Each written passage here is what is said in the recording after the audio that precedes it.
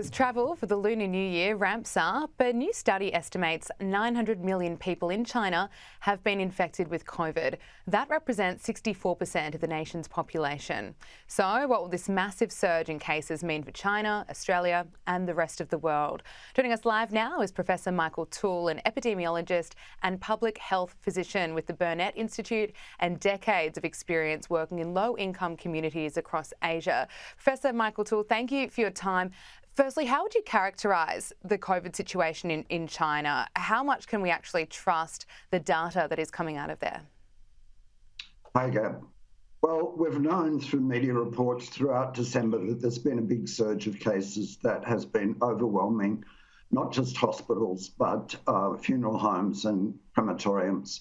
Now, last weekend, there were two important new pieces of information. You mentioned the study from Peking University, which is a very well-respected institution, that 900 million Chinese have been infected with the virus up until the 11th of January. On the same weekend, the Chinese government announced that there had been 60,000 deaths of people with COVID in the last 5 weeks. Now, the remaining gap is that those deaths were only reported from hospitals.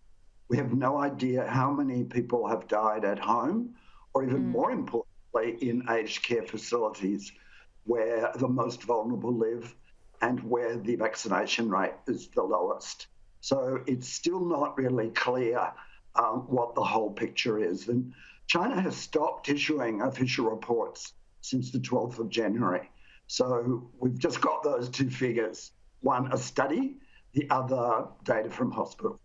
I suppose we can only expect cases to soar now the Lunar New Year celebrations are about to take place.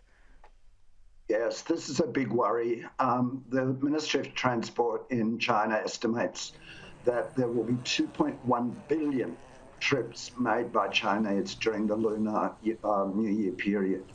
Now, many of those will be back to families in remote rural villages where healthcare systems are very weak. And most importantly for the world, there is no facility to do what we call genomic sequencing to identify a new variant. And this is very worrying. The other concern is that these remote rural villages are largely made up of the elderly. They are often looking after their grandchildren while their children have migrated to the cities to work. So we will have a situation where people from cities are infected and taken and infect the elderly.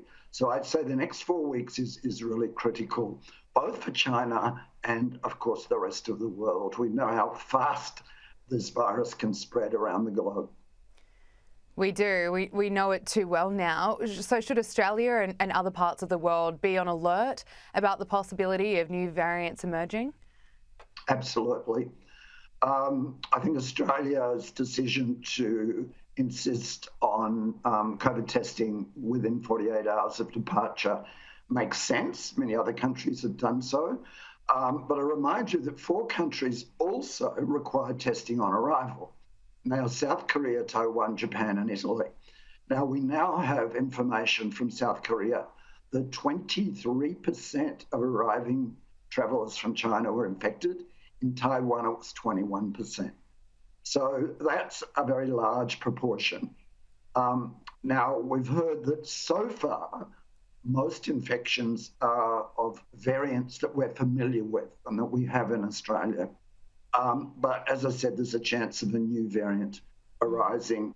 So I think it's important, in addition to that requirement for testing, to be doing routine wastewater surveillance on all flights arriving from China, but also from maybe doing random testing on other international flights, because we know that someone from China could, say, go to Indonesia, where there's no requirement for testing, and then come to Australia. The other issue we're facing is this subvariant XBB 1.5, which is the most infectious subvariant we've ever seen, and it's raging through the US. So we should be testing wastewater from flights from the US. Looking at the situation in Australia, we've seen another COVID wave over the Christmas period. Is that at an end now? And how difficult is it to track these waves when people aren't needing to report the infections anymore? Yes, well, you're correct. It's very, very difficult. But looking at the reported cases over the last 3 to 4 weeks, it does appear that case numbers are declining. But hospitalisations, which are a much more reliable indicator, are more or less stable. And most concerning is that deaths have increased. We get weekly reports now. Today, only New South Wales and Victoria have reported so far. Between them, they reported 287 COVID deaths. Now, that's 41 per day in just 2 states.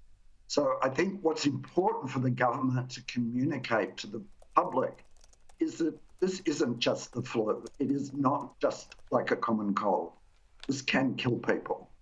And I don't think we're getting that message now. The other issue the government has to address, or all governments in Australia, is that we still have a very low third dose booster rate. It ranks number 35 globally.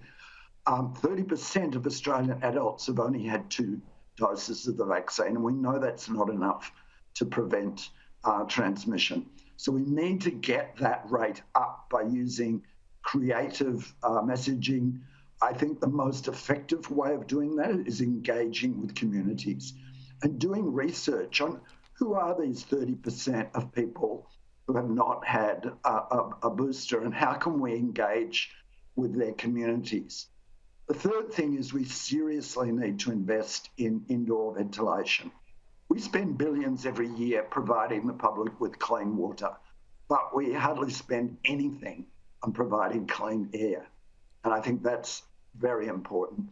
And finally, of course, the government should, if not mandating masks, at least communicating the benefits of wearing a mask in a crowded, poorly ventilated indoor setting.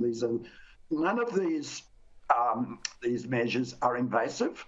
They're not lockdowns. They're not curfews. They don't limit our ability to move, but they're proven to prevent transmission. Professor Michael Toole, thank you so much for your time. We appreciate it. Okay, thanks, Kev.